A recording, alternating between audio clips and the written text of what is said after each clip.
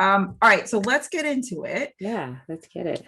And I'm excited about this. I'm so excited too. So let's explain to the tribe what's happening. So in Yes. addition to our bi-weekly episodes, we're going to release shorter episodes in between, right? We came up with this idea. We know that our bi-weekly episodes are super long because we love to talk and we love to learn. But we also realize that folks may not have time to listen to all of those. And so we decided to add just a little bit more flavor for you on a frequent basis, on a more frequent basis, so that we can still engage with everyone, but they don't necessarily have to sit through a whole hour, hour and a half, 2-hour episode. Wow. Do we have 2-hour episodes? We might. Yeah. Before editing, we might have some 2-hour episodes. I know. We can talk a lot. It doesn't even feel like 2 hours. We totally can. I love it. So these episodes will be based on random motivational quotes or statements. And I think our hope is that by us being vulnerable in sharing our thoughts, feelings, and connected experiences, that we can further connect with you, our tribe, and inspire someone to stay the course on their journey of life. Yes, beautifully said, Marissa. I know, we've been thinking about this for a while. Yeah. So shine on you. I'm excited. I'm excited to do this. So, okay. So today's card is coming from the company Boss Girl, and yes. Ellie has the deck, and you are going to randomly select a card and we are going to engage in some conversation. I know. I'm nervous to pick a card. But let's see what we get. Do your best. I know. This is my shuffling sound. All right. So here's today's card. I'll read it to you guys. It says, prove them wrong. Ooh, that's a powerful card. That is a powerful card. It already has my wheel spinning. Yes. So we're going to have these short conversations around this card. I don't know. We may have,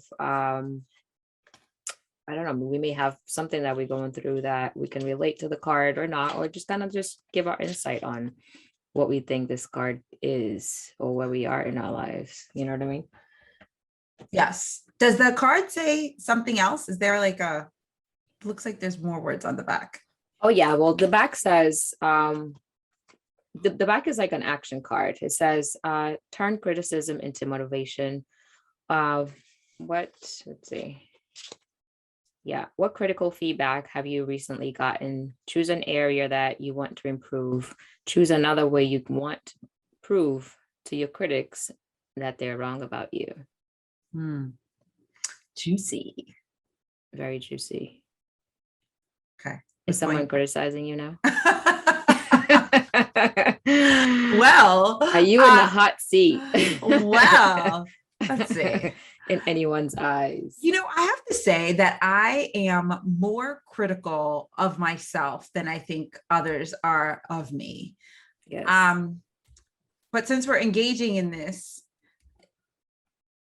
as I think about it, yes, I have recently received criticism. And I think it was constructive. I think the intention was for it to be constructive, but it was criticism nonetheless. So it was from my mom. And yeah, it was interesting because it came via a friend of mine. So my mom told my friend, who then told me. But I was fine with my mom telling my friend because it's something that my mom always tells me. So there weren't any surprises there. And basically she says that I am, or she believes that I am a warrior. Like I have warrior tendencies, not warrior like I'm a fighter, like WARRIOR, not that type of warrior. Not that, okay. Warrior. Like I see. Someone who worries. So WORRIER. And that is absolutely true. It is absolutely true. Like that is a piece of criticism that I have to take and I have to embrace it and I have to understand. However, I am on a path to trying. So when I heard this initially, I was like, yeah, can't argue there. Like that makes sense. but I took it as a criticism because obviously no one wants to be known as a worrier, but I also know that it impacts me, it affects me, and I don't really want to be one. So a couple of things that I've noticed about myself. And I think this is sort of what my mom was getting at. So I'm going through, and we'll talk more about this in a later episode, but I'm going through some fertility treatments. And so it's just caused this sense of anxiety and worriness. And I almost feel like I'm at the point where, as much as I try not to focus on it, it makes me sort of more anxious. In doing so, I'm more anxious, and then I worry more. So I have been reading, coincidentally, when my mom sort of gave me this feedback via my friend, I had already been trying to address this because it just doesn't always put my spirit at ease. And there are times where throughout the day, I'm sort of at peace, but then there are other times where I start to indulge and engage in these unhelpful thinking patterns. So I'm reading this book, and it's called the Infertility Workbook. And this workbook is by Barbara Blitzer. And another friend had given me this book because she has gone through infertility treatments. And in our conversations, she completely sees herself in me, right? So I'm her 5 years ago. Gotcha. And so she gave me the workbook, and I've been looking through it. And basically it is a mind-body program that is supposed to not only enhance fertility, but reduce stress. And so that you can maintain this emotional balance, because it's really important that you are not in a stressed state when you are trying to conceive, right? Because it's like the body just, if it's tense, it can't do what it's supposed to do. Right. So I've been going through this workbook, and I got to this chapter on worrying. And basically the book is saying, worrying comes hand in hand with infertility because there's a lot of uncertainty. And the book also says, the most certain part about the infertility journey is uncertainty. Right. And for someone like me, that doesn't work to my advantage. Right. So it is true that I have the tendency to worry. And what I've been learning about myself is that I cognitively distort things, right? So that means that I engage in this like unrealistic, repetitive way of thinking. And it in turn influences my mood. So got it. I'm sometimes edgy. And it's not all the time, but I feel my body tensing, right? So again, reading through this book, I've learned that there are a few ways that I sort of worry and it manifests itself in me. And so I'm guilty of a few of them, but the feedback I received was more so me engaging in. What I noticed was that my mom was basically telling me that I do fortune telling and overgeneralization, right? So fortune telling, according to this book now, is about sort of predicting the future and believing that I must be right. Right. So any negative thought that comes into my mind, in my mind, I validate it. Right. And it causes me to worry even more. Right. By me trying to predict the future. And what I also have to realize is that I can't predict the future. That's like the uncertainty. And the second sort of worry that I engage in is overgeneralization. So deciding that something always or never happens because it has or hasn't happened in some instances. And this is just like the predominant feeling of worry when you are experiencing infertility, right? Because you are going through these treatments, but then you also feel like they're not going to work. You believe that they're not going to work, and you almost just overgeneralize because this is my second round, my second cycle. The first one didn't work, right? And so now in my mind, I'm like, is this one going to work? I question it and I overgeneralize. And I feel like I'm going in there with this negative thinking about it not going to work. And I'm worried more so about what am I going to do next because it's not going to work than I am about it actually may work. Yeah. So that was the feedback that I recently received. And I just think it's funny that it so coincided with me reading this book and that my mom sort of identified it in me. I mean, I guess, of course she's my mom. She probably felt that you were in that space. Yeah, she must have. And I'm really open with my emotions, and I can't even imagine what it's like. I mean, and you can maybe speak to this, but I can't even imagine what it's like to be on the receiving end of my discussions around infertility. When we talk all the time, I'm sure you sense that I am worried, but you can't tell me not to worry. Right. I mean, I see it all over your face. Right. Like the other night when we when we were on a call and I was looking at you, but I mean, I was like, oh my gosh, she's like so stressed over there. It was literally like all over you. Yeah. And that's the thing. I feel like I'm working so hard to not worry. Yeah. That in the process, I'm worried about looking worried or saying things that are worrisome. Worrisome, yeah. Or making people feel like I'm worried all the time. So I'm trying to sort of disassociate myself with that feeling, but it's like it just keeps following me because I'm probably not really addressing it. Yeah. So but maybe that's what you need to do. If that's where you feel not this, I don't want to use the word the safest, but if that is just natural, it comes natural to you, like why fight it? I agree, but I don't think it's beneficial to me. So that's why I'm trying to fight it. And maybe fighting is the wrong word. Yeah. I'm trying to address it. I'm trying to do something about it. Maybe come up with a routine. Well, yeah. And so, the next part of our conversation is going to be sort of how are we planning to prove people wrong? And so that's sort of in the back of my mind. Right. And this book has some ideas that I think will work. They're realistic next steps. So we'll get into that shortly. Yeah. So you're going to prove yourself wrong. I'm going to prove everyone wrong, sorry. Including myself. Yeah. And I'm not going to worry about it. But we'll get into that in a moment. So it's a journey. It is a journey. It's a journey.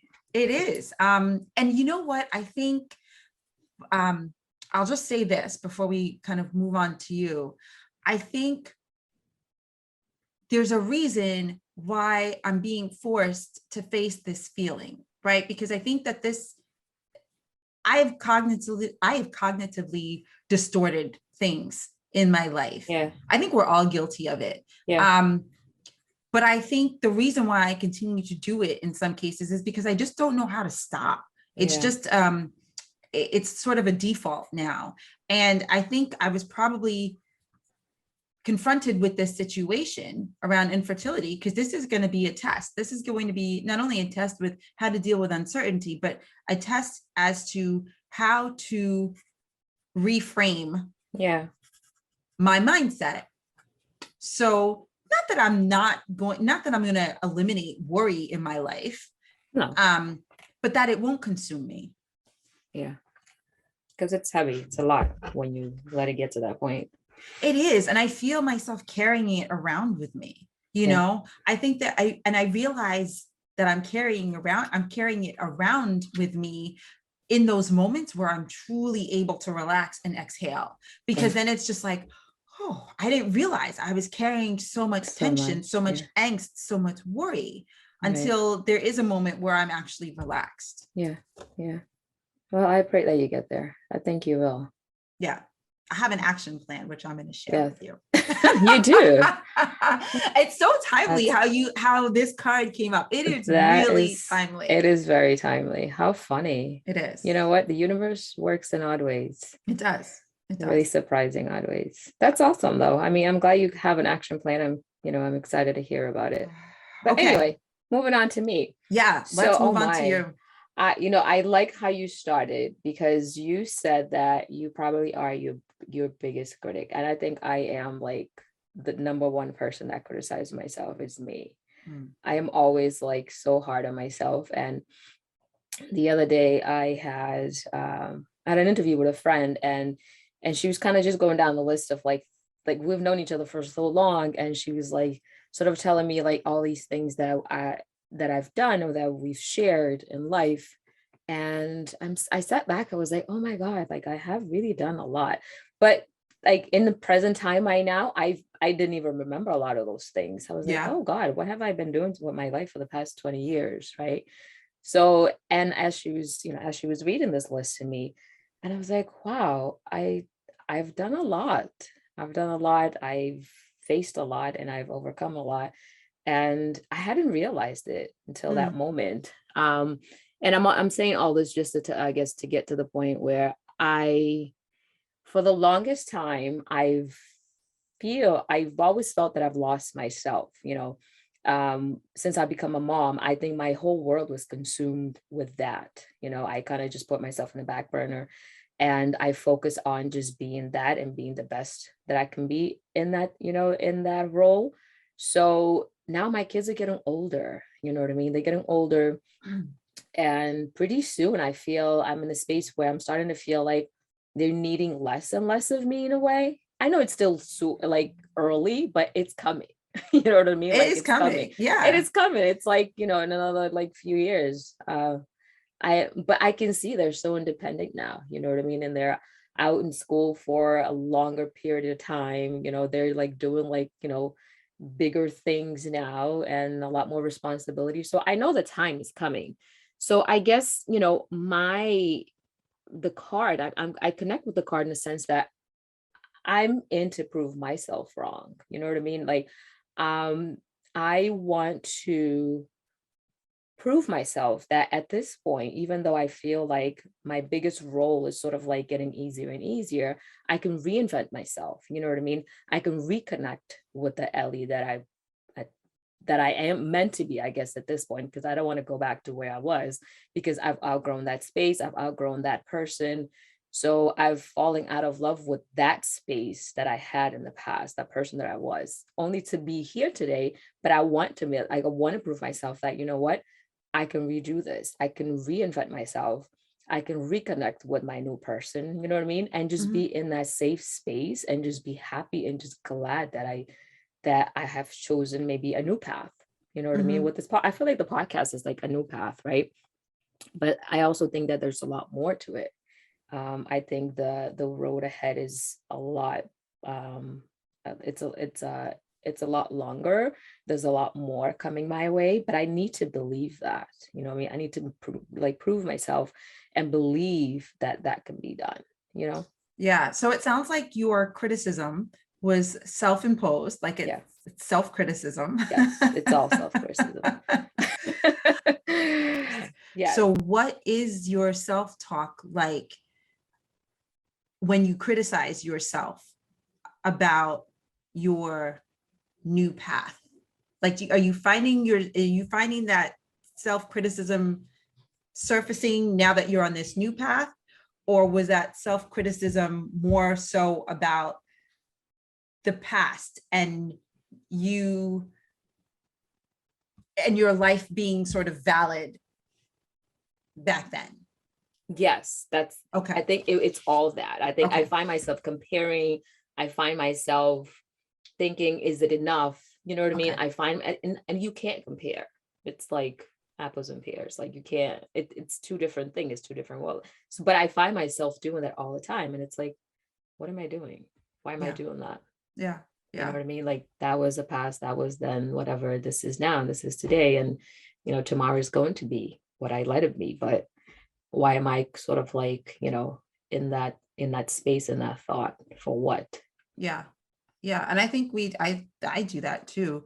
As far as, again, the premise of this podcast, was for us to be breaking the mold. And life may not have turned out the way that you had designed it to be. You thought it was going to be, right? It didn't turn out the way you thought it was going to be. But in the process, you sort of discovered this new part of you, and therefore this new life. That you didn't even see coming, but you might enjoy more, because it's not so predictable and it wasn't as planned. Right. But that is hard because then ultimately the next question is, will I fail at this? Yeah. And I don't know. I don't have an action plan. My action plan is, I know you have an action plan for yours, but I don't know. I guess I'm just going to just be in a positive mindset and just push forward and just kind of let tomorrow be what what is meant to be. Yeah. Yeah. That's my action plan. That sounds like an action plan, right? Yeah. I think so. I think so. You know, one of the things that I used to do, I think that's definitely an action plan. I think that's also a way of like reframing your mindset about not everything has to be planned to the T, including life. And I think one of the things that I discovered is, and you taught me this too, sort of just being in the moment and letting life take you. You have some control, obviously, but you just also let life take you where your heart is leading you, where your passions are leading you. You know, I think now is the time I look back in my life, and I sort of always wanted to get to this point where I had the freedom to do what I wanted. And I had the courage to explore something that was creative and that I really wanted to do. I felt like in the past, I was more so going through the motions and doing the things that society was telling me I was supposed to do, but I wasn't as happy. And now I feel like, even though there's more uncertainty, I'm in a much happier space. Yeah. I guess that you just have to focus on the happy stuff, right? Get high on the happy. Yeah. Yeah. But it also sounds like you're just learning how to deal with the ambiguous and uncertainty in the same way too. And not just understanding it's a part of your journey and not the destination. Absolutely. It's so funny because I would never have thought that you were self-critical, because you are just as cool as a cucumber on the outside. Like, you know how you said I look worried? I had this worried look on my face the other day when we spoke. It's so funny because I never know when you are being self-critical of yourself. I could never tell. No one can ever tell that. No. Ever. It's so funny. Like, no, no one could ever. You're not the first person who said that to me. Like, no one could. If I don't speak it, you'll never know. Yeah. Never. Amazing. But, I don't know. Maybe that's just my game face. Yeah. It's one face at all times. It is. That's good and bad, because, you know, if I don't find it in myself to, you know, open up and share, then I can just sink in my own, what's the word I'm looking for? I don't know what the word I'm looking for, but I can just sink in it. You know what I mean? In your own sort of self-talk or your way of thinking. My way of thinking, I'll be in that hole forever. But if it was all over my face, you're like, hey, what Ellie, what's that look about? But I don't have that. I don't have the different looks. I have like one game face for everything. Yeah. That's why sometimes I don't even ask you. Right. So I'm like, she looks fine. Yeah, I know. Everyone always thinks I'm fine. Ellie's fine. She has a smile on her face. She's good. She's fine. On the outside, she looks great. But yeah. But anyway, let's move on to your action plan. I'm curious to hear it. Okay. So it is all about reframing my thinking, right? And this is how I'm also going to sort of prove to my mom. I think the true test will be the next conversation I have with my mom. And will she be able to detect a level of worrying within me? Or will she say something like, I'm glad to hear you not worrying? You know, will she be able to sort of pick it up in our next conversation, how I'm feeling on the inside? So I'm going to identify my worried thought. So that's what I learned. First step is to identify my worried thought. Second step is to look and name my cognitive distortion. So where is my thinking being unproductive? And then ask myself what evidence exists for my fears. So for example, if I'm like, this infertility treatment is never going to work, then like, what is the evidence that I can give myself, right? And what the evidence may be, because I had one conversation with someone and it said that they didn't work versus the two other conversations I had with people who said it did work. Why am I so focused on that one conversation where the person said it didn't work? So I have to really provide myself with evidence. And when I question what my evidence is, that's sort of when I take a step back and I'm like, damn, actually, I did speak to two people who told me it works. So why am I so focused on this one person? And truth be told, I have not spoken to anyone yet where infertility treatments didn't work.